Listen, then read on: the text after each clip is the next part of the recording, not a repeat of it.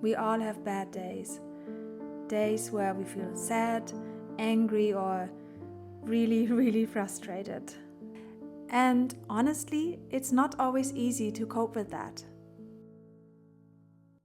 Most of the things we reach for, like scrolling on our phones or eating or distracting ourselves, they don't really help us process what we feel. Instead, they just numb it.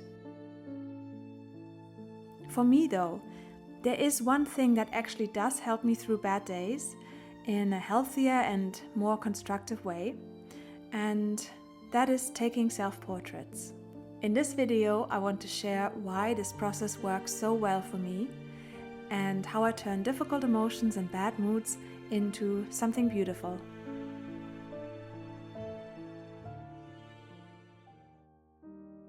So my origins are actually not in photography, but in traditional art. I was all set to be an artist, and I was actually doing an illustration degree at university. But then something really unfortunate happened. I injured my elbow and then my wrist and then my other elbow, and it just kept spiraling into this chronic, repetitive strain monster, and eventually I had to withdraw from my degree and pretty much stop drawing.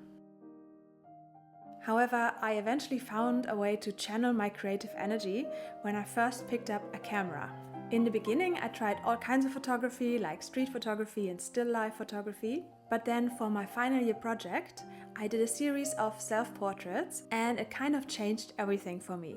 To be honest, at first it felt a bit silly and even a bit vain, but I realized quite quickly that taking creative self-portraits is actually an incredible tool for expressing not only general ideas and concepts, but also my own emotions. And so whenever I felt frustrated about my injuries or other stuff in my life, I would sit down and brainstorm how I could turn those emotions into a visual narrative.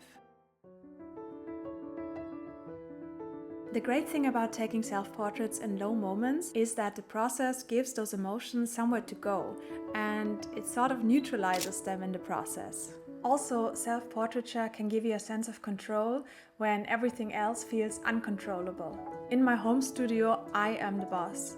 I decide on the framing, lighting, pose, setting, and so on. That alone can be incredibly helpful, as it gives me a sense of ownership in moments when I feel powerless over negative emotions. But most importantly, the process of taking creative self-portraits can turn a bad day or a bad period into something meaningful. When my emotions are channeled into art, they stop being something that just happens to me and turn into something that I actively shape.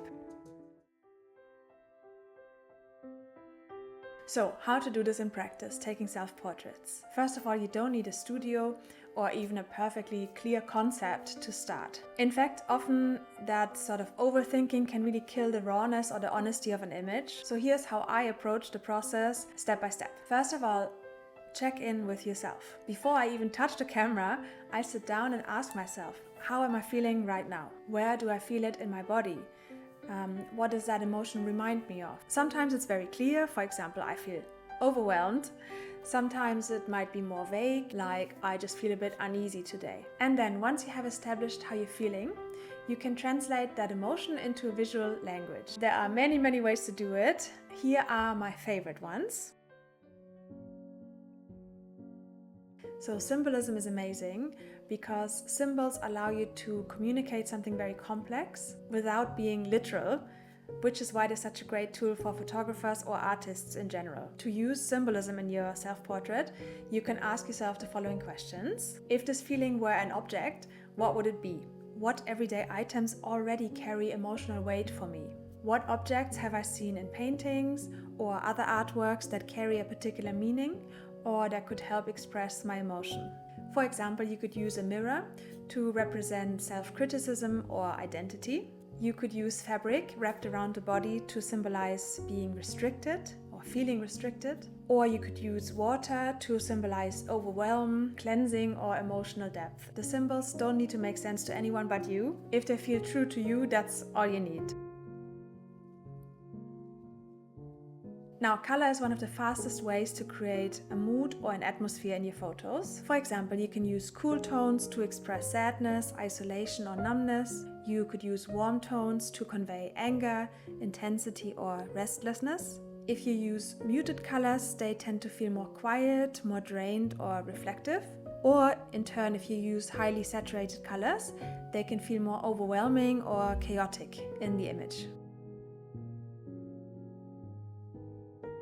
Okay, my next tool for self-portraits are objects and clothing. I basically treat objects and clothing like emotional props. For example, oversized clothing can make you feel small or protected. If you shoot yourself wearing very little clothes or even naked, that can come across very raw, very vulnerable. If you use soft fabrics, that can be very comforting. If you use lace fabrics, that can come across very delicate, and so on and so on. I tend to choose my outfits for self-portraits very deliberately, really thinking about the visual effect a cut or a material has.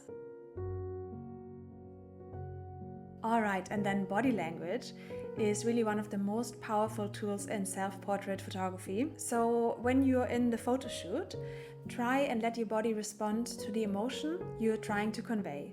For example, through slumped shoulders, or curling your spine, or clenching your hands, closing your eyes, etc. By the way, if you need help with the technical aspects of self-portrait photography, I've written a free ebook which is basically a complete guide for beginners on how to take self-portraits, how to focus on yourself, and so on.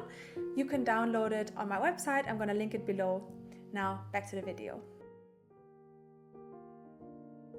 Finally, let's talk about editing, because I think most people really underestimate how much editing can contribute to the emotional aspect or the atmosphere of your photos. I edit almost every picture to emphasize the effect I'm going for. For example, I might lower the contrast for a more soft emotional feel. I might add grain to make the image look a bit more raw, or I might desaturate or intensify the saturation of certain colors to convey particular emotions. Sometimes I darken shadows in the image to create a sense of intimacy or heaviness. Or often I even use specific effects like fog or haze or snow or whatever to convey my narrative. Have a look at this photo where I added a spinning effect in Photoshop, and I love how it intensifies the emotional tone of the image. So what's the point of all this?